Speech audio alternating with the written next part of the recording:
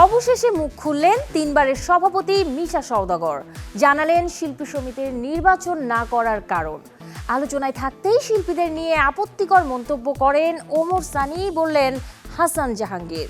BFDC সহ বাংলা চলচ্চিত্রের হারানো গৌরব ফেরানোর ঘোষণা দিলেন তথ্য প্রতিমন্ত্রী। শুরু হচ্ছে নতুন মুখের সন্ধান। আমরা প্রতিভার সন্ধানে একটি অনুষ্ঠান করব এবং এখানে সারা বাংলাদেশের তৃণমূল পর্যায়ে, বাংলাদেশের আনাচে কানাচে আমাদের বিভিন্ন ক্যাটাগরি থেকে ট্যালেন্ট হান্টের মতো একটি অনুষ্ঠান আমরা করে। দর্শক সবাইকে আমন্ত্রণ। শুরু করছি Walker footwear presents showbiz and style 24 এর আয়োজন। দেশ বিদেশের বিনোদনের নানা খবর সাথে নিয়ে আছি আমি শাহরিন জেবিন। চলচ্চিত্র শিল্পী সমিতির নির্বাচন নিয়ে যখন উত্তাল বিএফডিসি, তখন অনেকের মনে প্রশ্ন, কেন প্রার্থী হননি মিশা সওদাগর? রাগ, অভিমান, ভয় নাকি অন্য কোনো কারণ? এই নিয়ে মুখ খুলেছেন সমিতির বর্তমান সভাপতি। তার মতে প্রতিটি মানুষেরই জানা উচিত কোথায় তাকে থামতে হবে। নিজেকে সুবিধাভোগী নয়, সুবিধা ত্যাগী মনে করেন তিনি। আর তাই নতুনদের জন্যই ছেড়ে দিয়েছেন জায়গা। নতুন প্রজন্মের লিডারশিপ দেখতে চান, উপভোগ করতে চান। দীর্ঘ ক্যারিয়ারে মিশা সওদাগর 17 বছর ধরে পালন করছেন চলচ্চিত্র শিল্পী সমিতির বিভিন্ন পদের দায়িত্ব। 3 বার হয়েছেন সভাপতি, 2 বার করে হয়েছেন জ্যেষ্ঠ সহসভাপতি ও সাধারণ সম্পাদক, একবার সংস্কৃতি বিষয়ক সম্পাদক। ছিলেন কার্যনির্বাহী পরিষদের সদস্য। অভিনেতার মতে যারা তাকে এত বছর শিল্পী সমিতির দায়িত্বে রেখেছেন তাদের প্রতি সম্মান জানাতেই এবারের নির্বাচন করছেন না তিনি। আগামী 3 জুলাই অনুষ্ঠিত হবে চলচ্চিত্র শিল্পী সমিতির দ্বিবার্ষিক নির্বাচন। আলোচনায় থাকতেই শিল্পীদের নিয়ে আপত্তিকর মন্তব্য করেন ওমর সানি। এমনটাই বললেন অভিনেতা নির্মাতা হাসান জাহাঙ্গীর। সম্প্রতি শিল্পী সমিতির নির্বাচন প্রসঙ্গে কুলাঙ্গার শব্দটি ব্যবহার করায় সমালোচিত হন ওমর সানি। এ নিয়ে হাসান জাহাঙ্গীর বলেন, নিজেকে আলোচনায় রাখতেই 2 দিন পর পর শিল্পীদের সাথে দ্বন্দ্বে জড়ান ওমর সানি। সানি ভাই তো কত কিছুই বলে, এই যে আসিফ বাইরে নিয়ে বলল, দরকার ছিল যে ইয়াতে হাত দেওয়া, চটকানা দেখানো। জায়েদ খানকে কেন ইয়া করলো, গিলটি বানাইলো? মানুষ জানতো জায়েদকে ডাকতে নিয়ে যেত যে তুমি এটা করো না, তুমি ছোট ভাই। মানুষ জানতো। লাস্টে মৌসুমী ম্যাডাম কি বললো, সানি ভাই বাধ্য হয়েছে জামাইকে ভাই ডাকতে। ওনার মান সম্মান থাকলো? তারপরে দেখেন এই যে প্রডিউসার ইকবারের সাথে একবার ফিল্ম ক্যামেরার মধ্যে মারামারি অবস্থা। 2 দিন পর পর এক একটা ঘটনা হঠাৎ করে ঘটে। উনি কয়েকদিন আগে নাকি লেখছে, আবার আমি দেখি নাই, কুলাঙ্গার শিল্পীরা ইলেকশন করতেছে। What is the meaning of কুলাঙ্গার? তাহলে তো কুলাঙ্গার মধ্যে আপনিও পড়েন। আপনি যদি কাউকে মিন করে বলে থাকেন, এটা কি উচিত হলো? আপনার কাছে আমরা শিখবো, জানবো, বুঝবো, তাহলে আপনি তো উল্টাটা করছেন ভাই। তাহলে মানুষ আপনাকে 2 দিন পরে কী বলবে? পৃথিবীতে কোথাও নিয়ম নাই, কিছু হইলে আপনি আপনার মোবাইলে লাইভে চলে যাবেন। What is this? কেন রে ভাই? আপনার ঘরে কি হচ্ছে, আপনি কোথায় যাচ্ছেন, কালকে কি করবেন, আজকে কি করবেন, এইগুলোকে আপনার ওয়ার্ল্ডের সবাই জানাইতে হবে। এটা কি ভিউর জন্য করছেন? আপনার হাইপ তো অনেক উপরে, নিচে নামেন কেন? বিষয়টা এরকম না। বিএফডিসির হারানো গৌরব ফেরানোর ঘোষণা দিলেন তথ্য প্রতিমন্ত্রী। দায়িত্ব গ্রহণের পর গতকাল প্রথমবার চলচ্চিত্রের আতুর ঘরে আসেন ইয়াসের খান চৌধুরী। এফডিসি পরিদর্শন শেষে নিজের বক্তব্যে চলচ্চিত্রকে ঢেলে সাজানোর কথা বলেন তিনি। প্রতিমন্ত্রী বলেন, প্রতিভাবান অভিনেতা, অভিনেত্রী ও দক্ষ কলাকুশলীদের মূলধারার চলচ্চিত্রে তুলে আনার লক্ষ্যে সরকার প্রতিভার সন্ধানে কার্যক্রম চালুর উদ্যোগ নিয়েছে। মঙ্গলবার বিএফডিসি প্রাঙ্গণে অবসরপ্রাপ্ত কর্মকর্তা কর্মচারীদের আনুতোষিক ও ছুটি নগদায়নের চেক বিতরণ অনুষ্ঠানে প্রধান অতিথির বক্তব্যে এই কথা জানান তিনি। প্রতিমন্ত্রী বলেন, তৃণমূল পর্যায়ের প্রতিভাবান অভিনেতা, অভিনেত্রী এবং দক্ষ কলাকুশলীদের মূলধারার চলচ্চিত্রে যুক্ত করাই এই উদ্যোগের লক্ষ্য। পাশাপাশি চলচ্চিত্র শিল্পের আধুনিকায়নে টিকেটিং, সেন্ট্রাল সার্ভার, আধুনিক পোস্ট প্রোডাকশন সুবিধা ও ব্যবসায়িক অটোমেশন ব্যবস্থা চালুর পরিকল্পনার কথাও তুলে ধরেন তিনি। এসব উদ্যোগ বাস্তবায়নের মাধ্যমে বিএফডিসির হারানো গৌরব ফিরিয়ে আনায় এবং আন্তর্জাতিক মানের চলচ্চিত্র নির্মাণের পরিবেশ তৈরি করা সম্ভব হবে বলেও মনে করেন তিনি। প্রতিটি ক্ষেত্রে আমরা দেখেছি 17 বছর কিভাবে বাংলাদেশকে পিছিয়ে নেওয়া হয়েছে। আমি যদিও অতীত নিয়ে কথা বলতে পছন্দ করি না, এই কথায় চলে আসে এই কারণেই যে আমরা এফডিসি অফকোর্স আমার মন্ত্রণালয়ের আন্ডারে বলেই আমি এটা নিয়ে আলোকপাত করতে চাই। আমরা প্রতিভার সন্ধানে একটি অনুষ্ঠান করব এবং এখানে সারা বাংলাদেশের তৃণমূল পর্যায়ে বাংলাদেশের আনাচে কানাচে আমাদের বিভিন্ন ক্যাটাগরি থেকে ট্যালেন্ট হান্টের মতো একটি অনুষ্ঠান আমরা করে যারা এই প্রতিভা আছে বিভিন্ন ক্ষেত্রে বিভিন্ন সেক্টরে আমরা তাদেরকে তুলে নিয়ে আসবো এবং এই দায়িত্বটা আমি এফডিসি মাধ্যমে করতে চাই।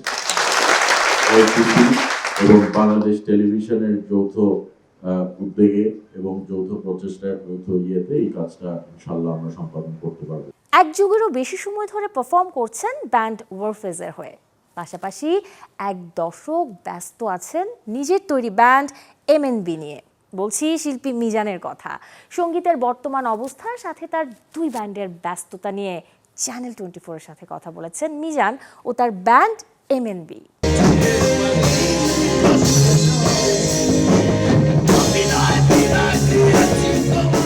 দেশের জনপ্রিয় রক ভোকাল মিজান দীর্ঘ সময় দিয়েছেন ওয়ারফেজ ব্যান্ডকে। পরবর্তীতে ব্যান্ড ছাড়ার পর নিজের একক ক্যারিয়ারের পাশাপাশি গড়ে তোলেন নতুন ব্যান্ড মিজান অ্যান্ড ব্রাদার্স। বর্তমানে এই ব্যান্ডকে নিয়েই দেশের বিভিন্ন প্রান্তে নিয়মিত কনসার্ট করছেন তিনি। রিসেন্ট আমরা এদিকে তাপস, আমাদের রকস্টার শাকিল, বন্ধু শামীম, আমাদের আর্মেনিয়া, আমরা সবাই মিলে হঠাৎ একদিন মনে হলো কি আমরা একটা গান তৈরি করে ফেলি। তো আমরা 7 ডেজের মধ্যে মোটামুটি গানটা আগে নিয়ে অনেক ভাবনা চিন্তা ছিল, ভাবতেছিলাম যে ভাবনা কী করা যায় গানটা। তো হঠাৎ যেদিন সিদ্ধান্ত নিলাম আমরা 7 ডেজের মধ্যে ওটা কমপ্লিট করে রিলিজ করলাম। গানটার নাম হচ্ছে জাদুকর। আর যেহেতু মিউজিকের ক্ষুধা আমাদের মধ্যে আছে সবার মধ্যে, তো আমরা সামনে আগামীতে ইনশাআল্লাহ আরও নতুন নতুন কিছু দিয়ে যাব। যেমন আমরা ডিসাইড করেছি আমরা চারটা গানের একটা অ্যালবাম রিলিজ দিব এবং সেটা আমরা খুব সময় নিব না। দেশের বাইরেও কনসার্টের অনেক প্রস্তাব পেলেও পুরো ব্যান্ডকে আমন্ত্রণ না জানানোয় বেশ কিছু শো বাতিল করতে হচ্ছে বলে জানান মিজান। আমাদের তো অনেকগুলো শোজের নক আছে অলরেডি, বিভিন্ন কান্ট্রি থেকে, অস্ট্রেলিয়া থেকে আছে, কানাডা থেকে আছে, ইউএসএ থেকে আছে। হ্যাঁ, তো এখন কথা চলছে, ব্যাটে বলে হয়ে গেলে যাওয়া হবে। অ্যাকচুয়ালি অনেকে ফোন মানে এর মধ্যে করেছে এবং করে সিঙ্গেলস আমাকে যেতে বলে। তো আসলে আমি মানে কমফোর্ট না সিঙ্গেলস গিয়ে আর কি, উইদাউট মাই ব্যান্ড এটা আমার জন্য কমফোর্ট না আর কি, খুবই মানে বিভীষিকাম হয়। নতুন গান তৈরির পাশাপাশি ব্যান্ডের সদস্যরা নিরলসভাবে কাজ করে যাচ্ছেন তাদের পারফরমেন্সকে আরও প্রাণবন্ত ও রকিং করে তুলতে।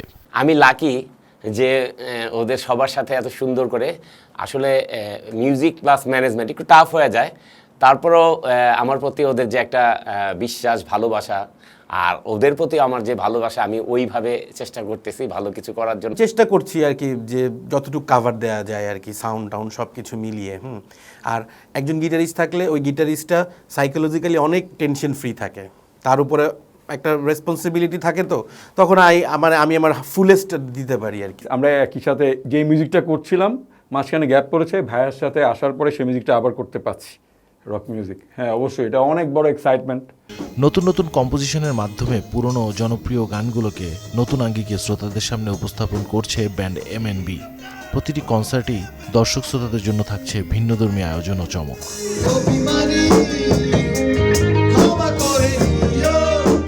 রুমান আব্দুল্লাহ, চ্যানেল 24, ঢাকা।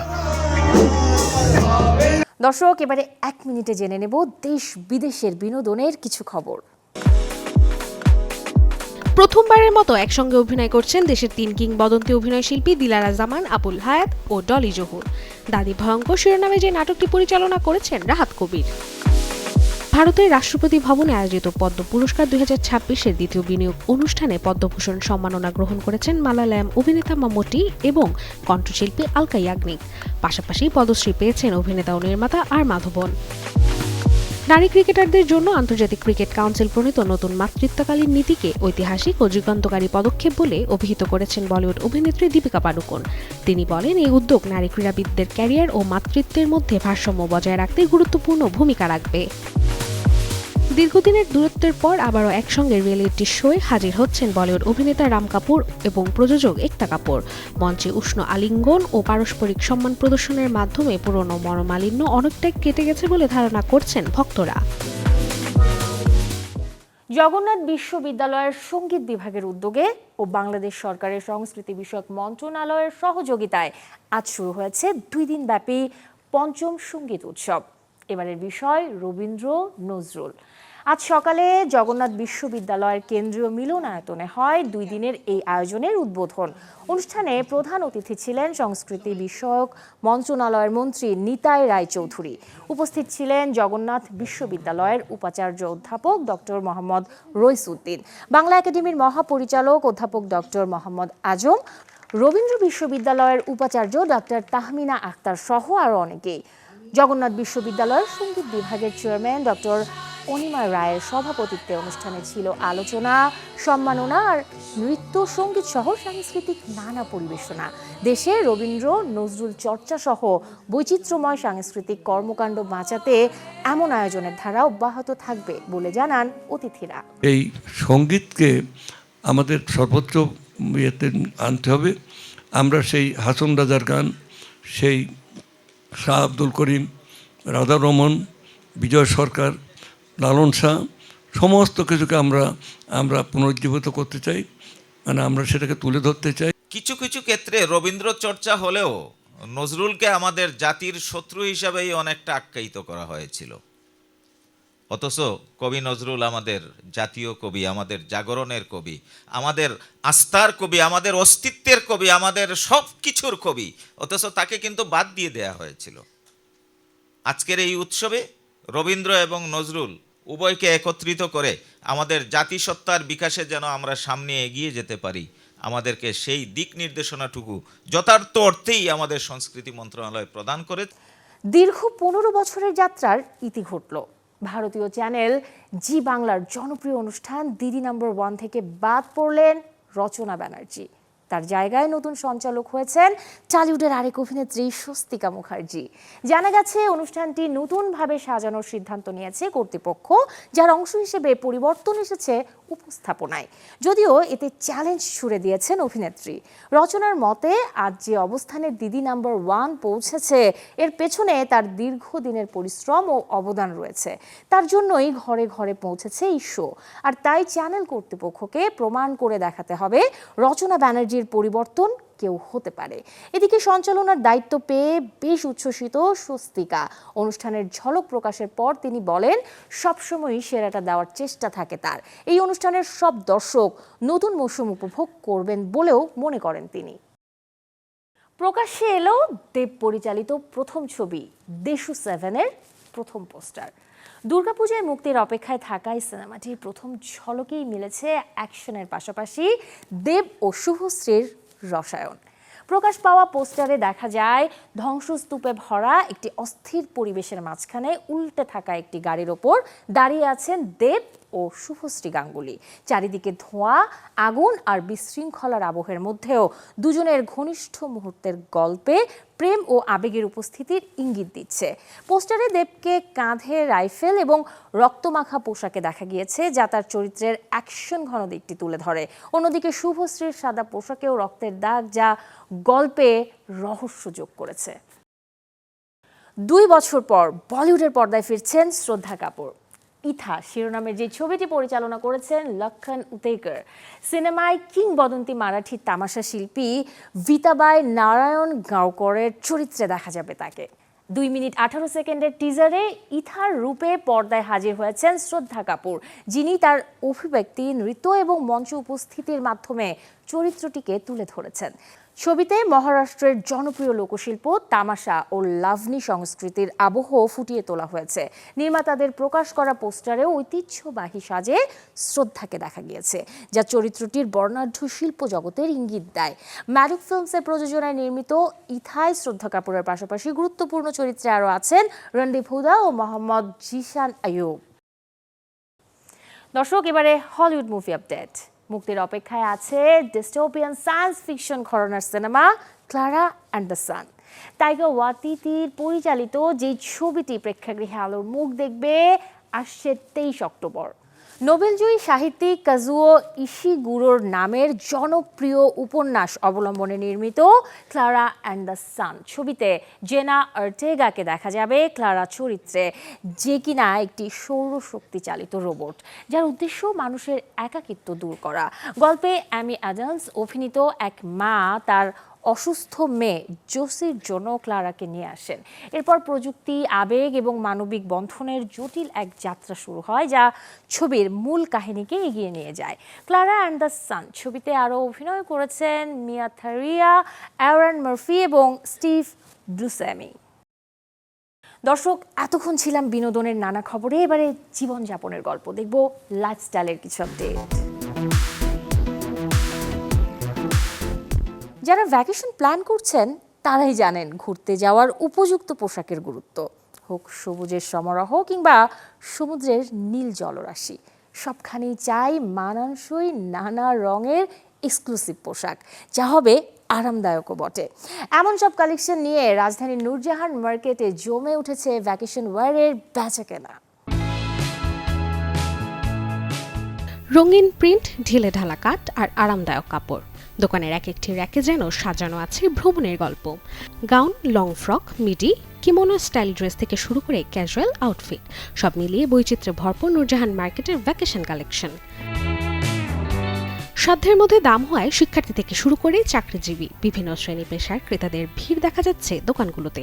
অনেকে পরিবার নিয়ে এসে একসঙ্গে ভ্রমণের কেনাকাটা সারছেন। ব্যবসায়ীরা বলছেন বছরের এই সময়টায় দেশ বিদেশে ঘুরতে যাওয়া মানুষের সংখ্যা বাড়ে, তাই ভ্রমণের উপযোগী পোশাকের চাহিদাও থাকে বেশ। আমাদের এখানে আপনি বিচের বিভিন্ন ধরনের গাউন পাওয়া যায়, তারপর এক্সপোর্টের শার্ট, লং শার্ট, আপনার semi long shirt, short shirt, বিভিন্ন ধরনের ফেব্রিকের হয়, যেমন কটনের হয়, লিলেনের হয়, তারপর আপনাকে সিল্কের ভিতরে হয়, ঠিক আছে। এই ধরনের মিডি শার্ট আছে, সুন্দর সুন্দর আছে, তারপর বিভিন্ন ধরনের টপস আছে, আবার বিভিন্ন ধরনের প্যান্ট হয়, যেমন আপনার রেমি কটনের প্যান্ট হয়, ফর্মাল প্যান্ট হয়, জ্যাগিন্স হয়। এইটাই সর্বনিম্ন আপনার 400 থেকে শুরু করে আপনার সবচেয়ে আপনার 800 পর্যন্ত হয়। প্রিন্টগুলো ফ্লোরাল হয় বা ফ্লোরালের বাইরে কিছু ডিফারেন্ট প্রিন্ট হয়, ওই প্রিন্টগুলাই এখন বেশি চলে। ফ্লোরাল বা ফুলের বাইরে যে প্রিন্টগুলো ভালো চলে, স্টেপগুলো চলে এখন। সাইজ আমাদের অ্যাভেলেবেলই থাকে সবসময়, স্মল থেকে এক্সেল, মেজারমেন্ট হচ্ছে 40 থেকে 48। তবে বাজারে ইতিবাচক চিত্রের পাশাপাশি রয়েছে কিছু চ্যালেঞ্জও। বিক্রেতাদের দাবি, অনলাইন ব্যবসার ব্যাপক বিস্তারে অনেক সময় সরাসরি দোকানে ক্রেতাদের সংখ্যা কমে যায়, যা তাদের বিক্রিতে প্রভাব ফেলে। এখন বেচা বিক্রি একটু কম, ব্যবসার অবস্থা একটু খুব ক্রাইসিসে চলতেছে আমাদের। দেখা গেছে কি কাস্টমার খুব কম আসে এখন, অনলাইন বাড়িয়া ব্যবসার একটু সেল মার্কেটে খুব আমাদের আগের মতো কাস্টমার আসে না। তারপর মোটামুটি যাই আছে আলহামদুলিল্লাহ, কোনো রকম আমরা জীবনযাপন করতেছি আর কি। ফ্যাশন বদলায় কেনাকাটার ধরনও, কিন্তু হাতে ছুঁয়ে চোখে দেখে নিজের পছন্দের পোশাক বেছে নেওয়ার আনন্দ যেন এখনো হারিয়ে যায়নি। তাই ভ্রমণের প্রস্তুতির সঙ্গে নূরজাহান মার্কেটেও জমে উঠেছে রং, নকশার স্বপ্নের এক আলাদা উৎসব। রাশিকা হোসেন, চ্যানেল 24, ঢাকা। বিশ্বজুড়ে সমাদৃত কোরিয়ানদের স্কিন কেয়ার। একটা সময় গ্লাস স্কিন পেতে 10 স্টেপ স্কিন কেয়ার জনপ্রিয়তা পেলেও এখন কোরিয়ান নতুন ট্রেন্ডে এসেছে স্কিপ কেয়ার পদ্ধতি। নতুন স্কিন কেয়ার ফরম্যাটে সীমাবদ্ধ থাকবে মাত্র 4 ধাপে। 2-3 ধাপে প্রথমে মেকআপ তোলার পালা, মাইসেলার ওয়াটার, অয়েল ক্লেন্সার, তারপর ফোমিং ক্লেন্সার, এমনটাই চলছিল এতদিন। তবে কোরিয়ান নতুন স্কিন ট্রেন্ডে এখন বলা হচ্ছে এমন ক্লেন্সার বেছে নেওয়ার কথা যেটা ত্বকের ময়লা, অতিরিক্ত তেল ও হালকা মেকআপ একসাথেই পরিষ্কার করতে পারে। এতে করে আলাদা করে একাধিক ধাপে মুখ ধোয়ার প্রয়োজন হয় না।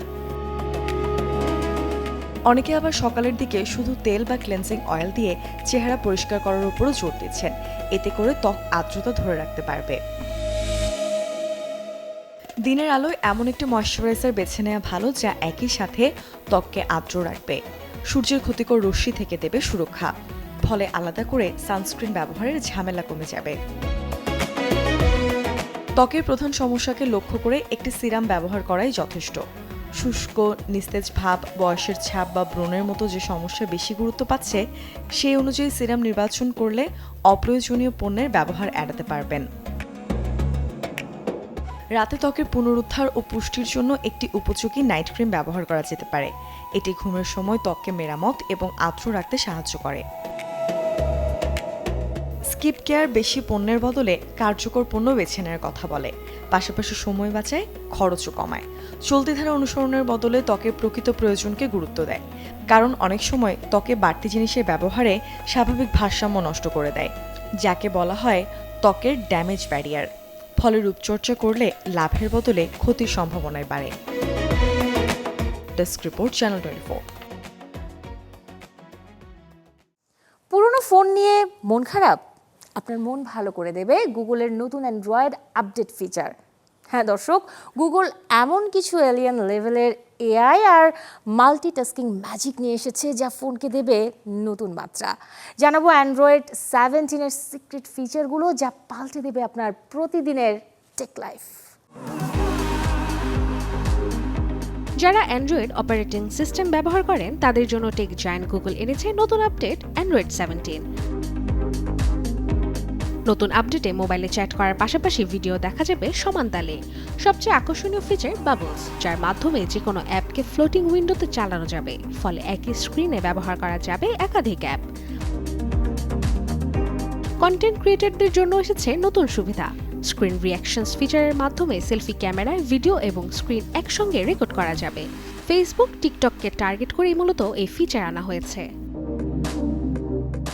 নিরাপত্তা ব্যবস্থাতেও এসেছে বড় পরিবর্তন। কোনো অ্যাপকে স্থায়ী লোকেশন অ্যাক্সেস না দিয়ে প্রয়োজন মতো সাময়িক অনুমতি দেওয়া যাবে। সাথে পুরো কন্টেন্ট লিস্ট শেয়ার না করে নির্দিষ্ট নম্বরও বেছে নেওয়া যাবে। ফোন হারিয়ে গেলে 17-এর নতুন ফিচার ফাইন্ড হাবের মার্ক অ্যাজ লস্টের মাধ্যমে দূর থেকেই ডিভাইস লক করা যাবে। পাশাপাশি সন্দেহজনক অ্যাপ শনাক্ত এবং ভুল পিনের ওয়েট টাইম বাড়ানো হয়েছে। সব মিলিয়ে অ্যান্ড্রয়েড 17 বদলে দিতে পারে স্মার্টফোন ব্যবহারের অভিজ্ঞতা। Desk report, channel 24।